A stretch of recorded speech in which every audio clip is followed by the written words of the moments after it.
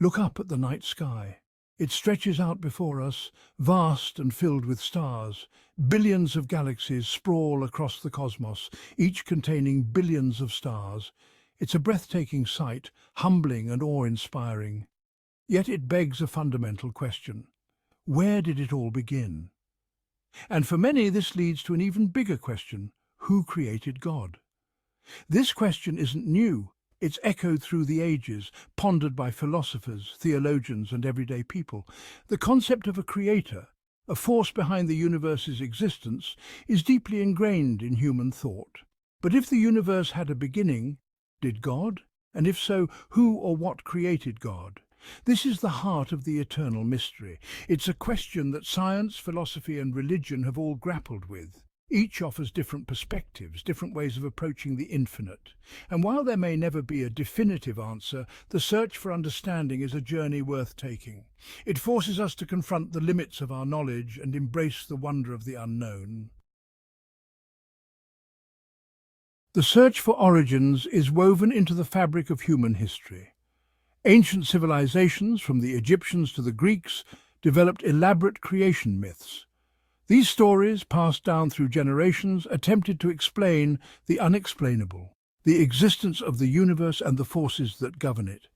In ancient Egypt, the god Atum emerged from the primordial waters of Nun, bringing order from chaos. The Egyptians believed Atum created the world and everything in it, a self-created being who existed before time itself. The ancient Greeks, known for their philosophical inquiry, offered diverse perspectives. Hesiod's Theogony tells of Gaia, the earth, emerging from chaos. Gaia then gives birth to Uranus, the sky, and Pontus, the sea, establishing a lineage of gods who shaped the world. These ancient myths, while diverse in their narratives, share a common thread. They all attempt to provide a framework for understanding our place in the universe and the source of creation. They are testaments to our enduring fascination with origins and the eternal question of what came before. The question of where God comes from, or who made God, is a profound one that touches on the nature of existence, time, and causality. Here's a detailed exploration. 1. The nature of God, eternal and uncreated. According to Christian theology, God is eternal and uncreated. This means God has no beginning and no end. In the Bible, God reveals himself as existing outside of time and creation. God's nature is fundamentally different from everything in the universe. Everything in creation has a cause or an origin, but God is described as the uncaused cause, meaning he exists independently and is not contingent on anything else. 1. The principle of causality. In our experience of the world, everything has a cause. For example, this principle often leads people to ask, if everything needs a cause, who caused God? However, the principle of causality applies only to things that begin to exist. God, by definition, is eternal and without a beginning. As such, he doesn't require a cause. Philosophers and theologians have often explained this distinction. 1. God as the source of all existence. In Christian thought, God is the ultimate source of all that exists. The Bible begins with this foundational declaration. This verse underscores that time, space, and matter were all created by God. Since God created time itself, he exists outside of time. This means the concept of before or after doesn't apply to him in the same way it applies to us. God's existence is timeless and eternal. 1. Philosophical support for God's uncreated nature. Philosophers like Thomas Aquinas and others have argued for God's necessity through reasoning. These arguments point to God as the ultimate foundation of reality without needing a cause himself. 1. God and the limits of human understanding. As finite beings, humans are bound by the limits of time, space, and causality. Asking who made God assumes that God is bound by the same rules of existence as everything else. However, the Bible teaches that God is beyond human comprehension. Just as a fish in the ocean cannot comprehend the concept of dry land, we may struggle to fully grasp God's eternal nature. 1. Why does it matter that God is uncreated? God's uncreated and eternal nature is central to his identity and role in the universe. Conclusion. God is uncreated because he exists outside the constraints of time and space. He is the eternal, self-existent source of all existence. Asking who made God is rooted in our experience of cause and effect, but God transcends those boundaries. As the Bible teaches, God simply is.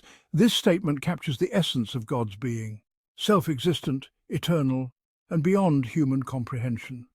It is not a dismissal of the question, but an invitation to marvel at the mystery and greatness of God.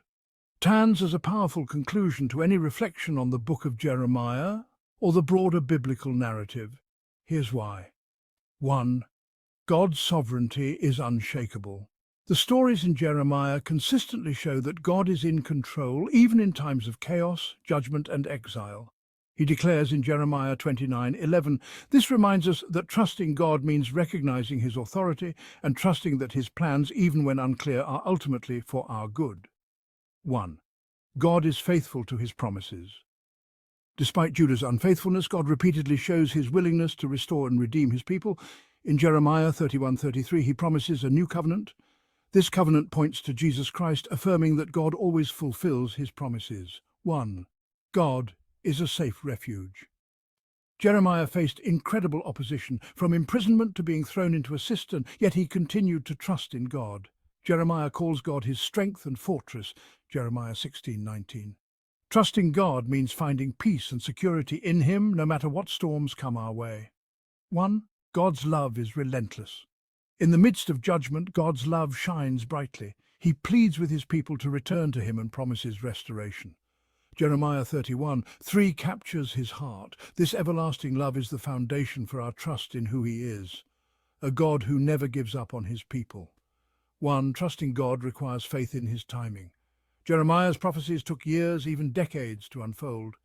Yet God's timing was perfect. Similarly, trusting God means believing that his plans, though sometimes delayed in our eyes, will come to pass at the right time. Conclusion.